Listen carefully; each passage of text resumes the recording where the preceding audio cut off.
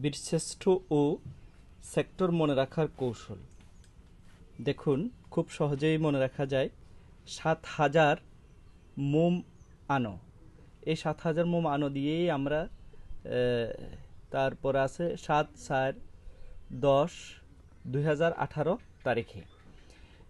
এই পুরা নামটা দিয়ে আমরা বীরশ্রেষ্ঠের নাম এবং তাদের সেক্টরগুলো খুব সহজে আমরা মনে রাখতে পারি। তার টেকনিকটা আজকে আমি আপনাদেরকে দেখাবো। যে ৭,০০০ দিয়ে আমরা ৭ দিয়ে ৭ জন বীরশ্রেষ্ঠ সেই সংখ্যাটি আমরা মনে রাখতে পারি। তারপর টেকনিক হলো, দেখুন এই যে